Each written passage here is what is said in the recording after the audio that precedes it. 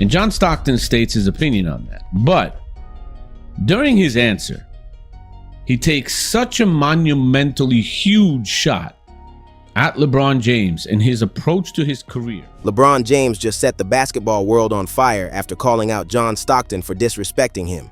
What started as a few sharp comments turned into a heated debate, and beneath it all lies a much bigger story about legacy, eras, and who truly defines greatness. And I've got every detail they don't want you to hear. Shortcut or strategy? John Stockton framed his criticism of LeBron James through a vivid metaphor. You're not climbing the mountain, you're taking a helicopter to the top. In Stockton's view, each championship should come as the result of a slow, grueling ascent, a journey defined by growth, adversity, and loyalty. By contrast, he sees LeBron's career path, hopping between teams that already have superstars or roster advantages, as a shortcut, a fast ride to the summit that skips the struggle. This, to Stockton, isn't equitable to the generations that fought through rebuilding years, earned toughness through losses, and stuck with a single franchise despite hardships. Ilk with the Jazz is, I like where guys just tighten their belt up and say, you know what, let's go to work. We just got to get better. Yeah. We got to play harder. We got to play smarter. Instead of just, where's the grass greener? I'm going to go there and win a championship. I think it devalues that. You're not climbing the mountain. You're taking a helicopter to the top. Totally agree. For him, championships earned by helicopter moves lack the weight of those earned via climbing, the suffering, the sweat, the loyalty, the team building season after season. Implicitly, he argues that the climb matters as much as the summit. And by jumping to winning situations, Stockton believes LeBron devalues the very idea of what makes a title meaningful. The earned effort, the grind, the transformation of a flawed team into a champion. Underlying this metaphor is a broader tension. What constitutes a real championship? Is it simply lifting the trophy, or is it the story behind it? The rebuilds, the losses, the grit. Stockton clearly leans toward the latter, suggesting that shortcuts may tarnish the integrity of winning.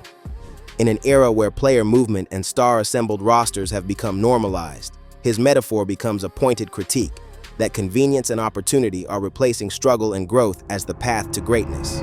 Team hopping and influence, impact beyond statistics. Stockton didn't just target LeBron's trophies, he questioned the mechanics behind how those trophies came. He criticized the way LeBron allegedly exerts influence over team composition, recruiting stars, choosing destinations, or leaving when things aren't optimal. According to Stockton, this isn't just a matter of personal ambition, but a broader disruption to team cohesion and fairness.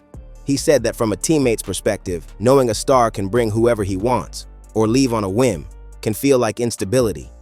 I don't know what it's like to sit in that front office, but it appears LeBron is.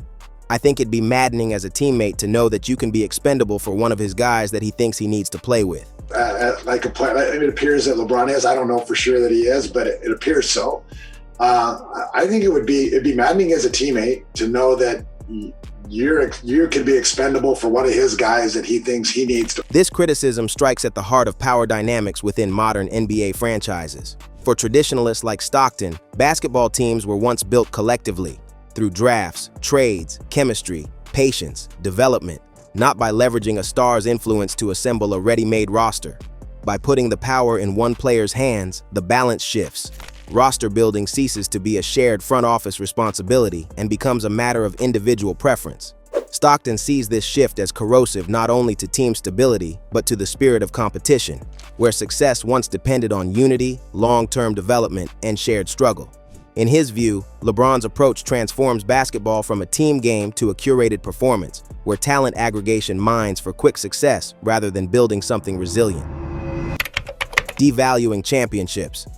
When winning seems too easy for Stockton, the real concern is that championships earned via easily assembled superstar teams, rather than built over time, lose their prestige. He argued that by choosing to join already talented squads, LeBron reduces the accomplishment to a checkbox rather than a testament to perseverance and growth. "I'm going to go there and win a championship. I think it devalues that," he said. Can you ever see LeBron James being greater than Michael Jordan? Well, I think they're different. I know I'm going to straddle the fence here, but I don't know that they're the only two in the conversation, first of all. That's fair. This perspective challenges a widely accepted assumption in modern sports, that winning is what ultimately matters. Stockton rejects that notion by elevating the process over the result. If a team is already stacked, The path to a title is comparatively easier, less about resilience, more about joining at the right time. For him, that undermines what championships once symbolized: the overcoming of adversity, the patient climb, the collective overcoming of obstacles. Viewed through this lens, each of LeBron's titles becomes not just another ring, but a statement about changing values in the NBA. Winning becomes more accessible and strategic, no longer exclusively earned by hard work and team building, but also by timing, influence, and configuration. Stockton's critique forces fans to reconceptualize what winning feels like and whether all championships should carry the same weight. Questioning the GOAT narrative. At its core, Stockton's criticism is not just of LeBron's actions, but of what those actions say about greatness. By rejecting a one-size-fits-all approach to legacy, he casts doubt on whether championships alone can cement someone's claim as greatest ever. In his view, greatness must integrate context, how you got there, not just that you arrived. Who's the best of all time? Jordan, Kobe, LeBron. Well, I wouldn't use those three. Some of those three or one of those three wouldn't even be in my top five. I hate that question. And I get asked it all the time. Who are you guys? Who's anybody to say, well, it's of those? LeBron's long list of accolades, MVPs, all-star selections, scoring and assist milestones is beyond dispute. But Stockton seems to argue that if those milestones are accrued through shortcuts, their value gets diluted. For him, the journey to success, marked by consistency, loyalty, struggle, adaptation, is part of what separates a true all-time great from a trophy collector. By making this case, Stockton challenges the dominant narrative that the total count of championships, stats, and awards should decide greatness. Instead, he argues for a more holistic standard, one that reflects integrity, commitment, and respect for the game's evolving journey. In doing so, he rejects the idea that modern-era success, built on player agency, mobility, and superstar consolidation, should be judged by the same metrics as the old-school grind. When the game gets soft, era, loadouts, and the lost grit. For John Stockton, the criticism of LeBron James goes beyond team hopping or ring chasing. It's about what the modern version of the game has become: softer, less physical, and far more tolerable than the brutal, unforgiving era Stockton thrived in. Recently on a podcast, Stockton admitted that he no longer really follows the league, not just because life is busy now, but because the product doesn't excite him anymore. According to him, you have guys that can take 20 days off, what they call load management. That, he says, would have been unthinkable back in his day. Things that I see are, I do think it's softer. You have guys that can take 20 days off, what they call load management. Could you imagine your dad coming home? I'm going to take a few weeks of work off. Well, who's going to feed us then? Stockton's issue isn't with rest per se, but with what rest, load management, and modern scheduling represent. A shift away from war-style basketball toward preservation, comfort, and entertainment. Where once players fought through back-to-backs, bruising contact, and physical tolls, now many stars skip games or rest heavy minutes regularly. For Stockton, that's not just a strategic adjustment. It's a dilution of what basketball is supposed to be. He believes the league has lost its identity as a battlefield and has become more of a showcase, where spacing and shooting take precedence over toughness, endurance, and physical will. In this view, when LeBron plays, even if his skill and longevity remain undeniable, he is a beneficiary of a softer environment, one that takes away some of the sacrifice and grind that used to define NBA success. For old-school purists like Stockton, that matters. The legends who built careers in the 1980s and 1990s did so under far harsher conditions. Tougher defense, hand-checking, no load management, less rest. That grind, the day-to-day battles, the bruises, those were part of the test. In Stockton's eyes, modern stars, including LeBron, are playing under a safety net that didn't exist before: team control and influence. Another focal point of Stockton's criticism centers on what he perceives as excessive influence by LeBron over team-building decisions. On the podcast where he spoke this year, Stockton didn't pull punches. He suggested that having a star who effectively dictates personnel, bringing in his guys, reshaping rosters, or creating instability can be maddening from a teammate's perspective. He said he couldn't imagine being on a team where your role or job security depends on the whims of a superstar. If you look at the defensive efficiency rankings, the same difference between the Lakers and the number 2 Jazz exists between the number 2 Jazz and number 7. That's how big the gulf is between 1 and 2, which is crazy. LeBron has had a full career of championship caliber teams, whether he's been in Cleveland. For Stockton, the league used to operate on a more democratic, or at least institution-driven, model. Front offices, general managers, and coaches made deals, built chemistry over years, endured down seasons, and developed young players. Talent accumulation through super teams, he implies, subverts that model.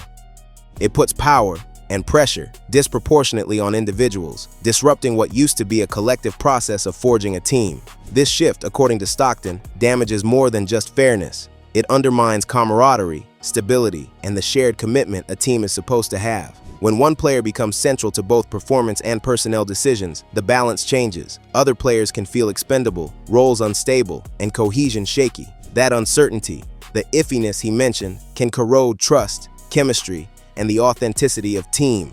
In Stockton's mind, a legacy champion isn't just about stats or titles. It's about building something enduring, together. And a structure driven by star-led decisions, quick fixes, and roster reshuffles doesn't produce that. When he refers to taking a helicopter to the top, it's also a critique of this new power dynamic, a shortcut that, by sidestepping the slow building, loyalty, and shared struggle, changes what it even means to be a champion. Legacy and authenticity, why rings aren't everything. Perhaps the most existential of Stockton's critiques is a challenge to how we define legacy in today's NBA. When he said, "You're not climbing the mountain, you're taking a helicopter to the top," it wasn't just a barb aimed at LeBron's team hopping. It was a deeper question of what accomplishment really means and whether championships earned under modern conditions carry the same weight as those earned under old school trials. Yeah, it's funny, I don't know. I don't know why it's discussed so much in our sport and why it's the A-all, B-all of everything. Like, okay, you weren't a great player if you never won a championship. Yeah. It's like, or if you won one, then you can't be in the same conversation with this person. Stockton's generation was defined by persistence, loyalty, long seasons, grinding through pain, and building teams slowly, often without immediate success. He played 19 seasons with one franchise, never chasing rings by joining super teams or switching sides. That consistency, that fight, that loyalty, to him, is part of what gives authenticity and integrity to a career. Championships are meaningful not only because they represent a final victory, but because they symbolize a journey, resilience, character, growth, and earning success through adversity. In the modern game where mobility is high, loadouts common, and super teams frequent, the path changes. Success becomes more strategic and situational than emotional and narrative-driven. By marshaling his argument this way, Stockton implicitly says that legacy should account not just for hardware, but also for context. How you got there, how you dealt with struggle, how much you sacrificed, and whether you stayed committed even when winning wasn't guaranteed. When combined, his points push back against a simplistic rings counts greatness metric. Instead, he calls for a more nuanced evaluation, one that respects effort, loyalty, context, and character. For some fans, his stance might feel old school or even nostalgic, but for others, it serves as a sobering reminder that greatness may mean more than just trophies. It may mean endurance, authenticity, and integrity. Before you go, remember, the fallout from LeBron James calling out John Stockton is far from over. The reactions, the debates, and the questions about legacy, loyalty, and respect are just beginning to surface. What was said, and what was left unsaid, could reshape how fans view not just LeBron, but the way greatness is defined in the NBA. If you want every reaction, every behind-the-scenes perspective, and the full story as this controversy unfolds, hit subscribe and turn on notifications. The next revelation could change everything.